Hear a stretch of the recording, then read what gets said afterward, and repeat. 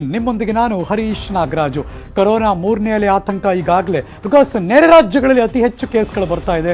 ನಮ್ಮ ರಾಜ್ಯದಲ್ಲೂ ನಮ್ಮ ಊರಲ್ಲೂ ನಿಧಾನಗತಿಯಲ್ಲಿ ಕೊರೋನಾ ಏರಿಕೆ ಕಾಣ್ತಾ ಇದೆ. ಮೊದಲ ಬ್ರೇಕಿಂಗ್ ನ್ಯೂಸ್, ರಾಜ್ಯದಲ್ಲಿ ಕೊರೋನಾ ಮೂರನೇ ಅಲೆಯ ಆತಂಕ ಕಂಟ್ರೋಲ್ ಮಾಡೋದಕ್ಕೆ ಸರ್ಕಸ್ ಮಾಡ್ತಿದೆ ಸರ್ಕಾರ. ಇವತ್ತು ಮುಖ್ಯಮಂತ್ರಿ ಬಸವರಾಜ ಬೊಮ್ಮಾಯಿ ನೇತೃತ್ವದಲ್ಲಿ ಮಹತ್ವದ ಮೀಟಿಂಗ್. Breaking news.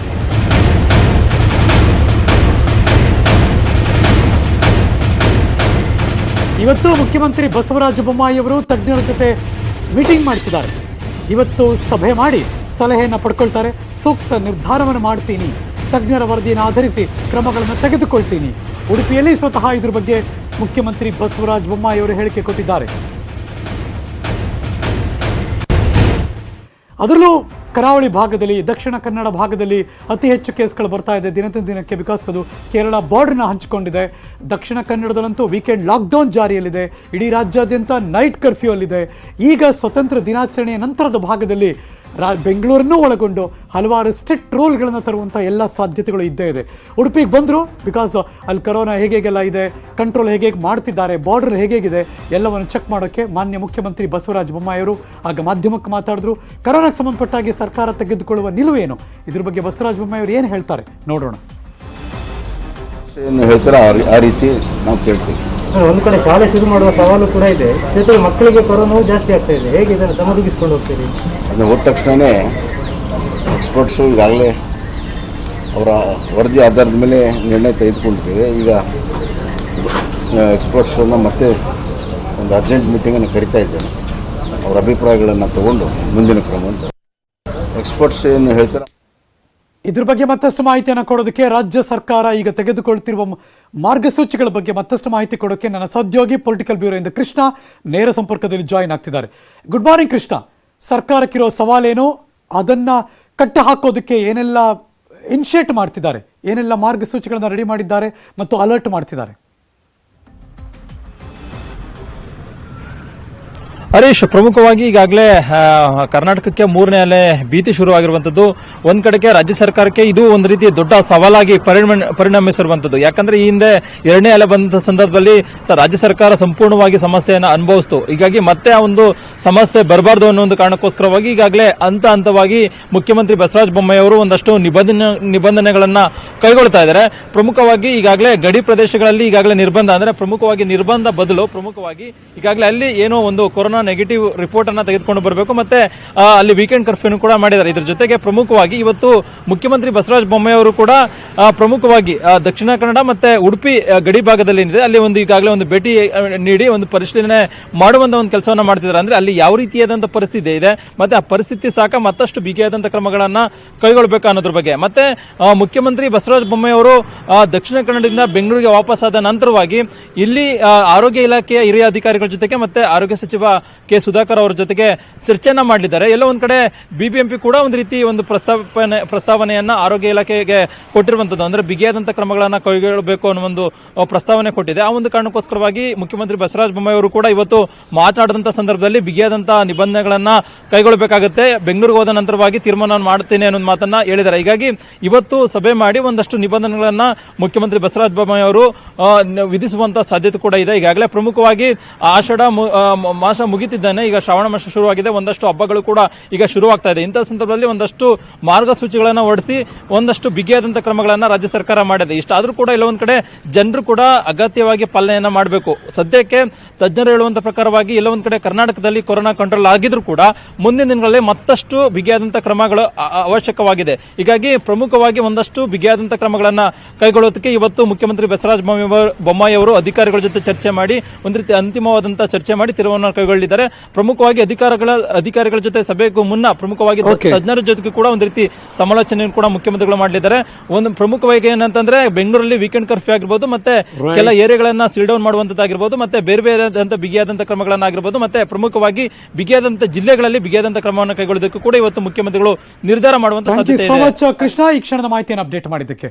ಬೆಂಗಳೂರಿಗೆ ಮತ್ತಷ್ಟು ಟಫ್ ರೂಲ್ಸ್ ಬರುವ ಸಾಧ್ಯತೆಗಳಂತೂ ದಟ್ಟವಾಗಿ ಕಾಣಿಸ್ತಾ ಇದೆ. ಈಗ ಬರ್ತಿರೋ ಬ್ರೇಕಿಂಗ್ ನ್ಯೂಸ್ ಅದೇ ಹೇಳುತ್ತೆ. 2% ಹೆಚ್ಚು ಪಾಸಿಟಿವಿಟಿ ಇದ್ದರೆ ಕಠಿಣ ನಿಯಮ. ಹೊಸ ರೂಲ್ಸ್ ಬಗ್ಗೆ ಬೃಹತ್ ಬೆಂಗಳೂರು ಮಹಾನಗರ ಪಾಲಿಕೆ ಸುಳಿವು ಕೊಡ್ತಾ ಇದೆ. Breaking news.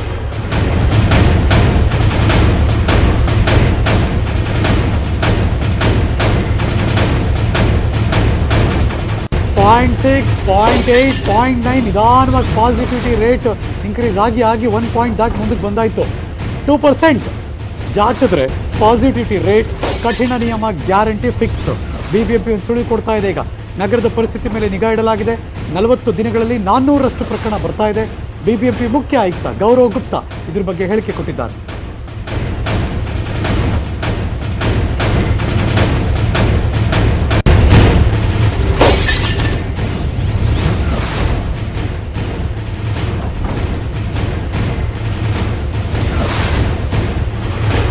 ಬೆಂಗಳೂರಿನ ಜನ ನೋಡ್ಬಿಡಿ, ಬಿಕಾಸ್ ದಿನದಿಂದ ದಿನಕ್ಕೆ ಈಗಾಗಲೇ ಕೇಸಸ್ಗಳು ಹೆಚ್ಚು ದಾಖಲಾಗ್ತಿರೋದ್ರಿಂದ 400, 500 ಈ ಥರದ ಆಸ್ಪಾಸಿನಲ್ಲಿ ಓಡಾಡ್ತಾ ಇದೆ. 500 ಮಾರ್ಜಿನ್ ದಾಟಿದ್ರೆ ಬೆಂಗಳೂರಿಗೆ ನೈಟ್ ಕರ್ಫ್ಯೂ, ವೀಕೆಂಡ್ ಲಾಕ್ಡೌನ್ ಇವೆಲ್ಲವೂ ಇನ್ನೂ ಹೆಚ್ಚು ಸ್ಟ್ರಿಕ್ಟ್ ಆಗೋ ಲಕ್ಷಣಗಳು ಕಾಣಿಸ್ತಾ ಇದೆ. 400 ದಾಟಾಯಿತು. ರಾಜ್ಯದಲ್ಲಂತೂ 2000 ಗಡಿಯಲ್ಲಿದೆ. ನೆರೆ ರಾಜ್ಯದಲ್ಲಿ 20,000 ದಾಟ ಮುಂದಕ್ಕೆ ಬಂದಾಯಿತು. ಹಾಗಾಗಿ ಗಡಿ ಭಾಗವನ್ನು ಈಗಾಗಲೇ ಅಲರ್ಟ್ ಮಾಡಿ ವೀಕೆಂಡ್ ಲಾಕ್ಡೌನ್ ಮಾಡಿದ್ದಾರೆ. ಬೆಂಗಳೂರು ಕತೆ ಏನಪ್ಪ ಅಂದರೆ ಪ್ರತಿ ಎಲ್ಲ ಹಂತದಲ್ಲೂ ಕೂಡ ನಿಗಾ ಇಟ್ಟಿದ್ದಾರೆ. ಒಂದಷ್ಟು ಕಾನ್ಸ್ಟಿಟ್ಯುನ್ಸಿಗಳು ಮಹದೇವಪುರ ಈ ಕಡೆ ಎಲ್ಲ ಅತಿ ಹೆಚ್ಚು ಕೇಸ್ಗಳು ದಾಖಲಾಗ್ತಾ ಇದೆ. ಅದಿನ್ನೂ ಅತಿ ಹೆಚ್ಚು ಕೇಸ್ಗಳು ದಿನೇ ದಿನೇ ಹೆಚ್ಚಾದರೆ ಮುಂದಿನ ದಿನದಲ್ಲಿ ಹಬ್ಬ ಹರಿದಿನಗಳು ಬರ್ತಾ ಇದೆ. ಅವೆಲ್ಲದಕ್ಕೂ ಈಗಾಗಲೇ ಮಾರ್ಗಸೂಚಿಯನ್ನು ರಿಲೀಸ್ ಮಾಡಿದ್ದಾರೆ. BBMP ಮಾತ್ರ ಈಗ ಸ್ಟ್ರಿಕ್ಟ್ ಆ್ಯಕ್ಷನ್ ತಗೊಳ್ಳೋಕ್ಕೆ ರೆಡಿ ಆಗ್ತಿದ್ದಾರೆ. ನನ್ನ ಸಹೋದ್ಯೋಗಿ ಗಂಗಾಧರ್ ವಾಗಟ ದೂರವಾಣಿ ಸಂಪರ್ಕಕ್ಕೆ ಬಂದಿದ್ದಾರೆ. Good morning Gangadhar. Good morning. Strict rules BBMP ಯಾವ ಥರ ಮಾಡೋದಕ್ಕೆ ಆಲೋಚನೆ ಮಾಡಿದ್ದಾರೆ? ಇದು ಯಾವಾಗಿಂದ ಅನುಷ್ಠಾನಕ್ಕೆ ಬರುತ್ತೆ? ಮುಂಜಾಗ್ರತಾ ಕ್ರಮ ಅಂದರೆ ಏನೇನು? ಗಂಗಾಧರ್, ಓಕೆ, ಮತ್ತೆ ರೀಕನೆಕ್ಟ್ ಮಾಡಿ ಮಾತಾಡುವ. ಇದು BBMP ಸುಳಿ ಕೊಡ್ತಾ ಇದೆ. ಈಗಾಗಲೇ BBMP ಆಯುಕ್ತರು ಕೂಡ ಆ ಮಾತನ್ನು ಹೇಳಿದ್ದಾರೆ. ಗೌರವ್ ಗುಪ್ತಾ ಅವರು ಮಾರ್ಕೆಟ್ಗಳಲ್ಲಿ ಟೈಮ್ ಫಿಕ್ಸ್ ಮಾಡ್ತಾರಂತೆ. ಮಾರ್ಷಲ್ಸ್ಗಳು ಪೊಲೀಸರು ಮಾನಿಟರ್ ಮಾಡ್ತಾರೆ. ಮುಲಾಜಿಲ್ಲದೆ ಫೈನ್ ಹಾಕ್ತಾರೆ. ಕಟ್ಟಿ ಈಗಾಗಲೇ ಕೋಟಿಗಟ್ಟಲೆ ಫೈನ್ ಕಟ್ಟಿದ್ದೀರಾ. ಇನ್ನು ಈ ಫೈನ್ ಕಟ್ಟಿನೇ ಸರ್ಕಾರ ಬೊಕ್ಕಸ ತುಂಬಿಸ್ಬೇಕು ನೀವು ಅಷ್ಟೇ. ಗಂಗಾಧರ್, ಕೇಳಿಸ್ತಿದೆಯಾ ನನ್ನ ಧ್ವನಿ? BBMP ಮುಂದಿನ ದಿನದಲ್ಲಿ ಕರೋನಾ ಕಂಟ್ರೋಲ್ ಮಾಡೋಕ್ಕೆ ಏನೆಲ್ಲ ನಿಯಮಗಳನ್ನು ತರುವ ಸಾಧ್ಯತೆ ಇದೆ? ಯಾವಾಗಿಂದ? ಅಂದ್ರೆ ಈಗ ದಿನದಿಂದ ದಿನಕ್ಕೆ ನಗರದಲ್ಲೂ ಕೂಡ ಕೋವಿಡ್ ನ ಸಂಖ್ಯೆ ಪ್ರಮಾಣ ಏರಿಕೆ ಆಗ್ತಾರಂತಲೂ ನಿಟ್ಟಿನಲ್ಲಿ ಈಗ CM ಬಸವರಾಜ ಬೊಮ್ಮಾಯಿ ಅವರು ಕೂಡ ಈಗ ತುರ್ತು ಸಭೆಯನ್ನ ಕರೆಯಕ್ಕೆ ಈಗ ಮುಂದಾಗಿರುವಂತದ್ದು. ಈ ನಿಟ್ಟಿನಲ್ಲಿ ಈಗ ನಗರದಲ್ಲಿ ಎಲ್ಲೆಲ್ಲಿ ಕಂಟೋನ್ಮೆಂಟ್ ಝೋನ್ಗಳಂತ ಏನ್ ಮಾಡಲಾಗಿದೆ ಅಲ್ಲಿ ಹೆಚ್ಚು ಒಂದು ಪ್ರಾಮುಖ್ಯತೆ ಕೊಡೋಕೆ ಈಗ BBMP ಮುಂದಾಗಿರುವಂತದ್ದು. ಮತ್ತೆ ಈಗ ಕೋವಿಡ್ ಕುರಿತಾಗಿ ಇವತ್ತು ಸಭೆ ತೆರೆಯುವ ಬಗ್ಗೆ ಈಗ ಮುಂದಾಗಿದ್ದಾರೆ. ನಿಟ್ಟಿನಲ್ಲಿ ಇವತ್ತು ಬೆಂಗಳೂರು ನಗರ ಜಿಲ್ಲಾಧಿಕಾರಿಗಳು ಸೇರಿದಂತೆ BBMP ಕಮಿಷನರ್ ಮತ್ತೆ ಎಲ್ಲ ಮತ್ತೆ ಪೊಲೀಸ್ ಕಮಿಷನರ್ ಎಂದು ಕೂಡ ಆ ಸಭೆಯಲ್ಲಿ ಭಾಗಿಯಾಗಿರುತ್ತದೆ. BBMP ಪ್ಲಾನ್ ಓಕೆ, ಮೀಟಿಂಗ್ ಮಾಡ್ತಾರೆ ಕರೆಕ್ಟ್, ಬಟ್ BBMP ಪ್ಲಾನ್ ಏನು? ಹರೀಶ್, ಅಂದ್ರೆ ಏನು 2% ಹೆಚ್ಚು ಪಾಸಿಟಿವಿಟಿ ಇರುವ ಕಡೆ ಹೊಸ ರಿಸ್ಟ್ರಿಕ್ಷನ್ ತರುವ ಬಗ್ಗೆ ಈಗ BBMP ಮುಂದಾಗಿರುವಂತದ್ದು. ನಗರದ ಪರಿಸ್ಥಿತಿ ಹೇಗಿದೆ ಏನಾದ್ರ ಬಗ್ಗೆ ಕೂಡ ನಿಗಾ ವಹಿಸಲು ಯಾವ ವಲಯ ಬಹಳ ಕೇರ್ಫುಲ್ ಆಗಿರ್ಬೇಕು? ಯಾವ ವಲಯದ ಆತಂಕ ಜಾಸ್ತಿ ಗಂಗಾಧರ್? ಹರೀಶ್ ನಾಗರಾಜ್, ಈಗ ಬೈಕ್ಫೀಲ್ಡ್ ವಿಭಾಗದಲ್ಲಿ ಮತ್ತೆ ಆ ಒಂದು ಭಾಗದಲ್ಲಿ ಹೆಚ್ಚು ಒಂದು ಪಾಸಿಟಿವ್ ಕೇಸ್ಗಳು ಬರ್ತಾ ಇರುವಂತದ್ದು. ಮತ್ತೆ ಈ ಯಲಹಂಕ ಭಾಗದ ಕಡೆ ಕೂಡ ಕೇಸಸ್ ಜಾಸ್ತಿ ಆಗ್ತದೆ. ಈ ನಿಟ್ಟಿನಲ್ಲಿ ಎಲ್ಲೆಲ್ಲಿ ಪಾಸಿಟಿವ್ ಕೇಸಸ್ ಜಾಸ್ತಿ ಬರ್ತಾ ಇದೆ ಮತ್ತೆ ಯಾವ ಏರಿಯಾದಲ್ಲಿ ಯಾವ ಮನೆಗಳಲ್ಲಿ ಜಾಸ್ತಿ ಬರ್ತಾ ಇದೆ ಅಂತದನ್ನ ಕೂಡಲೇ ಅಲ್ಲಿ ಒಂದು ರಿಸ್ಟ್ರಿಕ್ಷನ್ ತಗೊಳ್ಳೋಕೆ ಮತ್ತೆ ಅಲ್ಲಿನ BBMP ಅಧಿಕಾರಿಗಳು ಕೂಡಲೇ ಗಮನಿಸಬೇಕು.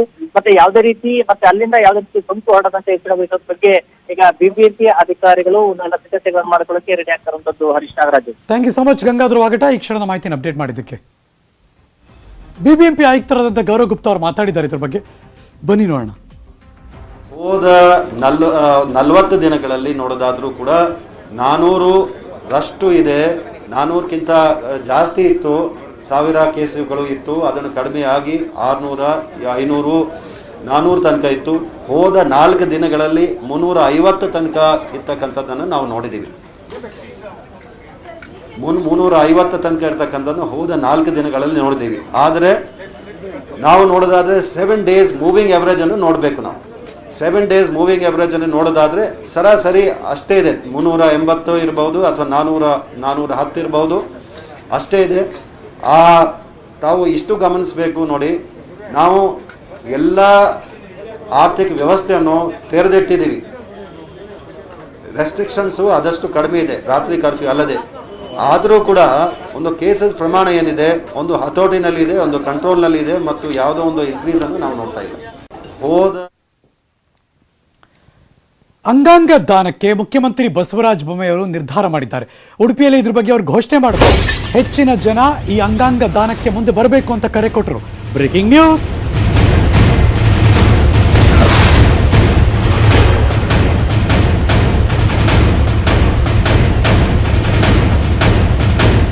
ಈ ತರ ಮಾಡೋದ್ರಿಂದ ಸಾವಿರಾರು ಜೀವ ಉಳಿಸಬಹುದು. ನಾನು ಕೂಡ ಅಂಗಾಂಗ ದಾನಕ್ಕೆ ಸಹಿ ಹಾಕ್ತಿದ್ದೀನಿ. ಇತರರು ಕೂಡ ಅಂಗಾಂಗ ದಾನವನ್ನು ಮಾಡಬೇಕು ಅನ್ನೋ ಕರೆ ಕೊಟ್ಟರು ಮುಖ್ಯಮಂತ್ರಿ ಬಸವರಾಜ ಬೊಮ್ಮಾಯಿ ಅವರು. ಇವತ್ತು ವರ್ಲ್ಡ್ ಆರ್ಗನ್ ಡೊನೇಷನ್ ಡೇ. ಹಾಗಾಗಿ ಮುಖ್ಯಮಂತ್ರಿಗಳ ಘೋಷಣೆ ಇದಾಗಿತ್ತು. ನಿಮ್ಮಿಂದ ಇನ್ನೊಂದು ಜೀವ ಉಳಿಸೋದಕ್ಕೆ ಸಾಧ್ಯ ಇದ್ರೆ ಯಾಕೆ ಮಾಡಬಾರ್ದು? ಕಿಡ್ನಿ, ಹಾರ್ಟು, ಲಿವರು ಇನ್ನೊಬ್ಬರ ಉಪಯೋಗಕ್ಕೆ ಬರಲಿ ಅಂದರು ಮುಖ್ಯಮಂತ್ರಿ ಬಸವರಾಜ ಬೊಮ್ಮಾಯಿ ಅವರು. Organ donation day. ಇತ್ತೀಚೆಗೆ ಆರ್ಗನ್ ಡೊನೇಷನ್ ಮಾಡುವಂಥದ್ದು ಮತ್ತು ಅದನ್ನು ಕಸಿ ಮಾಡುವಂಥದ್ದು ತಂತ್ರಜ್ಞಾನ ಬಂದಿದೆ. ಇದರಿಂದ ಭಾಳಷ್ಟು ಜೀವಗಳನ್ನು ಉಳಿಸ್ಬೋದು. ಅದು ಹೃದಯದ್ದಿರ್ಬೋದು, ಲಿವರ್ದಿರ್ಬೋದು, ಎಲ್ಲ ಬೇರೆ ಬೇರೆ ಅಂಗಾಂಗ, ಕಿಡ್ನಿ ಇರ್ಬೋದು. ಅದು ಯಶಸ್ವಿಯಾಗಿ ಕಸಿ ಆಗ್ತಾಯಿದೆ. ಇಂಥ ಸಂದರ್ಭದಲ್ಲಿ ಹೆಚ್ಚಿನ ಜನ ಆರ್ಗನ್ ಡೊನೇಷನ್ಗೆ ಮುಂದೆ ಬಂದರೆ ಸಾವಿರಾರು ಜೀವಗಳನ್ನು ಉಳಿಸೋಕ್ಕೆ ಸಾಧ್ಯ ಇದೆ. ನಾನು ನನ್ನ ಸಮೇತವಾಗಿ ಕರೆ ಕೊಡ್ತಾ ಇದ್ದೇನೆ. ನಾನು ಕೂಡ ಆರ್ಗನ್ ಡೊನೇಷನ್ಗೆ ಸಹಿ ಹಾಕ್ತೇನೆ. ಎಲ್ಲರಿಗೂ ಕರೆ ಕೊಡ್ತೀನಿ. ಈ ಒಂದು ಡೊನೇಷನ್ ಮಾಡೋ ಮುಖಾಂತರ ಜೀವ ಉಳಿಸ್ಬೋದು. ಮಣ್ಣಲ್ಲಿ ಮಣ್ಣಾಗಿ ಹೋಗುವಂಥದ್ದು, ಅಗ್ನಿಯಲ್ಲಿ ಹೋಗುವಂಥದ್ದನ್ನು ಇನ್ನೊಂದು ಜೀವ ಉಳಿಸೋದಕ್ಕೆ ಸಾಧ್ಯ ಇದ್ದರೆ ಅದನ್ನು ಯಾಕೆ ಮಾಡಬಾರ್ದು? ನಾವು ಸಂಕಲ್ಪ ಮಾಡೋಣ. ನಾವೆಲ್ಲರೂ ಕೂಡ ನಮ್ಮ ಅಂಗಾಂಗಗಳ ದಾನವನ್ನು ಮಾಡೋದಕ್ಕೆ ಮುಂದೆ ಬರಬೇಕು. ಸದೃಢವಾದರೂ ಕೂಡ ಮುಂದೆ ಬರಬೇಕು. ಆರ್ಗನ್ ಕೊರೋನಾ ಜಾಗೃತಿ ಬಗ್ಗೆ ನೆಟ್ವರ್ಕ್ 18 ಫೆಡರಲ್ ಬ್ಯಾಂಕ್ ಸಹಯೋಗದೊಂದಿಗೆ ಇಡೀ ದೇಶದಾದ್ಯಂತ ನಾವು ಅಭಿಯಾನ ಮಾಡ್ತಿರೋದು ನಿಮಗೆ ಗೊತ್ತೇ ಇದೆ. ಇದರ ಮುಂದುವರೆದ ಭಾಗ ಏನಪ್ಪಾ ಅಂದರೆ ವಾಟ್ಸಪ್ ಮೂಲಕ ನಿಮ್ಮ ಪ್ರಶ್ನೆಗಳಿಗೆ ಉತ್ತರವನ್ನು ಕೊಡುವಂಥ ಕೆಲಸ. ಯಾವುದೇ ಗೊಂದಲ ಇರಲಿ, ಕನ್ಫ್ಯೂಷನ್ಸ್ ಇರಲಿ, ಪ್ರಶ್ನೆಗಳಿರಲಿ, ಉತ್ತರ ಸಿಗುತ್ತೆ. ನಮ್ಮ ವಾಟ್ಸಪ್ ನಂಬರ್ ಸ್ಕ್ರೀನಲ್ಲಿ ಬರ್ತಾ ಇದೆ 7977773753. ರಿಪೀಟ್ 7977773753. ಹೆಚ್ಚಿನ ವಿವರಗಳಿಗೆ ಲಾಗಿನ್ ಮಾಡಬಹುದು www.moneycontrol.com/ಸಂಜೀವಿನಿ. ನ್ಯೂಸ್ ಮುಂದುವರಿತ ಒಂದು ಚಿಕ್ಕ ಬ್ರೇಕ್ ಆದಮೇಲೆ ಎಲ್ಲೂ ಹೋಗದೆ ಕಾಯ್ತಾ ಇರಿ. Welcome back. ಸರ್ಕಾರ ಮಾರ್ಗಸೂಚಿ ಕೊಟ್ಟಿದೆ ಕೊರೋನಾ ಟೈಮ್ನಲ್ಲಿ ಯಾರೆಲ್ಲ ಹೇಗೆಲ್ಲ ನಡ್ಕೋಬೇಕು, ಹೇಗೆಲ್ಲ ಇರಬೇಕು ಅಂತ. ಆದರೆ ಜನಪ್ರತಿನಿಧಿಗಳೇ ಅದು ಅನುಸರಿಸದೆ ಹೋದ್ರೆ ಏನು ಕತೆ? ಇದೀಗ ಬರ್ತಿರುವ ಸುದ್ದಿ ಅದೇ ಹೇಳ್ತಾ ಇದೆ. ಇಂಧನ ಸಚಿವರು ಮಾರ್ಗಸೂಚಿಯನ್ನ ಉಲ್ಲಂಘನೆ ಮಾಡಿದ್ದಾರೆ. ಕೊರೋನಾ ನಿಯಮ ಪಾಲಿಸಿಲ್ಲ. ಸುನೀಲ್ ಕುಮಾರ್ ಅವರು ಕಚೇರಿ ಪೂಜೆ ನಡೀತಾ ಇತ್ತು. ಜನ ಪೂರ್ತಿ ಜಂಗುಳಿ. ಯಾವ ಸಾಮಾಜಿಕ ಅಂತರವೂ ಇಲ್ಲ. Breaking news.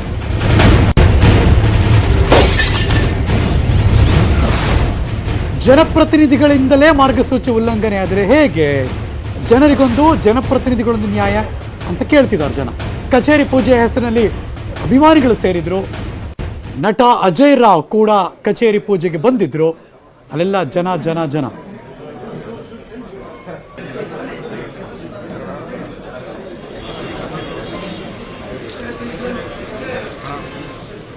ನೀವು ನೋಡ್ತಿರುವಂತಹ ದೃಶ್ಯ ಇಂಧನ ಸಚಿವರ ಕಚೇರಿ ಉದ್ಘಾಟನೆ. ಅಫ್ಕೋರ್ಸ್ ಫಿಲ್ಮ್ ಸ್ಟಾರು ಬಂದಾಗ, ಈ ಥರದ ಕಚೇರಿ ಉದ್ಘಾಟನೆ ಇದ್ದಾಗ ಪೂರ್ತಿ ಜನರು ಬರ್ತಾರೆ. ಅಫ್ಕೋರ್ಸ್ ಅವ್ರು ಬಂದಾಗ ಅವ್ರ ಜೊತೆ ಒಂದಷ್ಟು ಫೋಟೋ ತೆಗೆಸ್ಕೋಬೇಕಾಗತ್ತೆ. ಹಾಗೆ ಆಗ್ಬಿಡುತ್ತೆ ಎಲ್ಲ. ಸೊ ಹಾಗಾಗಿ ಅಭಿಮಾನಿಗಳೆಲ್ಲ ಬಂದು ಪೂರ್ತಿ ಕೊರೋನಾ ರೂಲ್ಸ್. ವಿಧಾನಸೌಧದ 3ನೇ ಕೊಠಡಿ, 3ನೇ ಫ್ಲೋರ್ನಲ್ಲಿ, 3rd ಫ್ಲೋರ್ ಅಲ್ಲಿ ಕಂಪ್ಲೀಟಾಗಿ ಜನ ಕಾರಿಡಾರ್.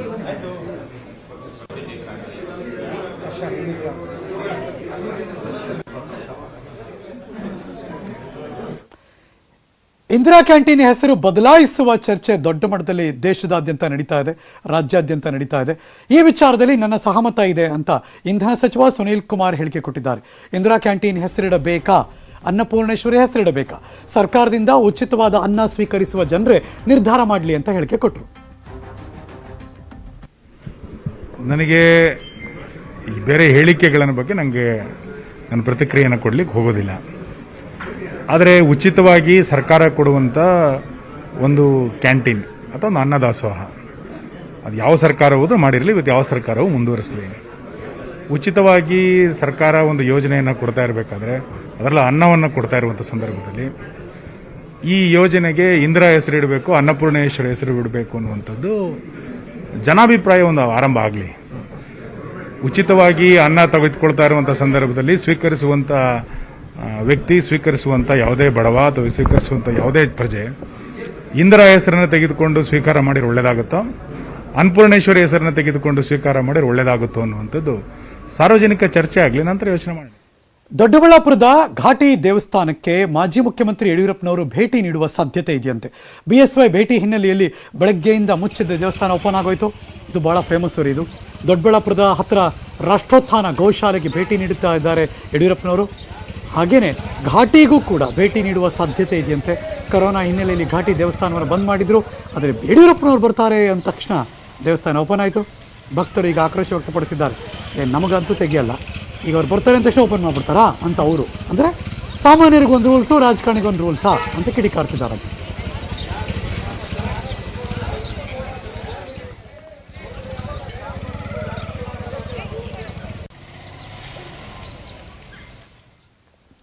ನೀವು ಮುಂದುವರಿತ ಒಂದು ಚಿಕ್ಕ ಬ್ರೇಕ್ ಆದಮೇಲೆ, ಬ್ರೇಕ್ ಮುಂಚೆ ನಿಮ್ಮೆಲ್ಲರ ಗಮನಕ್ಕೆ, ದೇಶದಲ್ಲಿ ಎಲ್ಲರಿಗೂ ಕೊರೋನಾ ವ್ಯಾಕ್ಸಿನ್ ಸಿಗಬೇಕು ಅನ್ನೋದು ನೆಟ್ವರ್ಕ್ 18 ಆಶಯ. ಫೆಡರಲ್ ಬ್ಯಾಂಕ್, ಅಪೋಲೋ ಸಹಯೋಗದೊಂದಿಗೆ ನೆಟ್ವರ್ಕ್ 18ನ ಈ ಆಶಯಕ್ಕೆ ದೇಶವ್ಯಾಪಿ ಬಲ ಸಿಕ್ಕಿದೆ. ಎಲ್ರಿಗೂ ವ್ಯಾಕ್ಸಿನ್ ಅನ್ನೋ ಜಾಗೃತಿ ಮೂಡಿದೆ.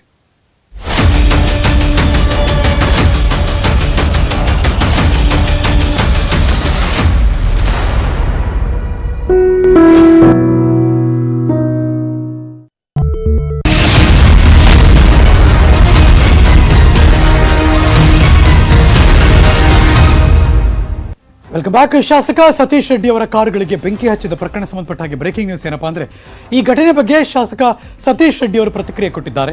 ಮನೆಗೆ ಬಂದು ಬೆಂಕಿ ಹಚ್ಚೋದಂದ್ರೆ ಸುಮ್ಮನೆ ಅಲ್ಲ, ರಾಜಕೀಯ ಪ್ರೇರಣೆಯಿಂದ ನಡೆದಿರಬಹುದು, ಪ್ಲಾನ್ ಮಾಡಿ ಇಲ್ಲಿಯವರೇ ಬೆಂಕಿ ಹಚ್ಚಿರಬಹುದು. ನಾನು ಯಾರಿಗೂ ಹೆದರ್ಕೊಳ್ಳಲ್ಲ ಅಂತಂದ್ರು ಸತೀಶ್ ರೆಡ್ಡಿ. ವರ್ಷಗಳಿಂದ ರಾಜಕೀಯ ಮಾಡ್ಕೊಂಡು ಬರ್ತಿದ್ದೀನಿ, ಬೆಂಕಿ ಹಚ್ಚೋದಕ್ಕೆ ಬಂದಿದ್ದವರು ಇಲ್ಲಿಯವರೇ ಕೂಡ ಆಗಿರಬಹುದು ಅಂತ ಶಾಸಕ ಸತೀಶ್ ರೆಡ್ಡಿ ಅವರು ಹೇಳಿಕೆ ಕೊಟ್ಟರು. ಇಂಟೆನ್ಷನಲ್ಲಿ ಇದು ಮಾಡಲೇಬೇಕು ಅಂತ ಬಂದಿರೋಂಥದ್ದು.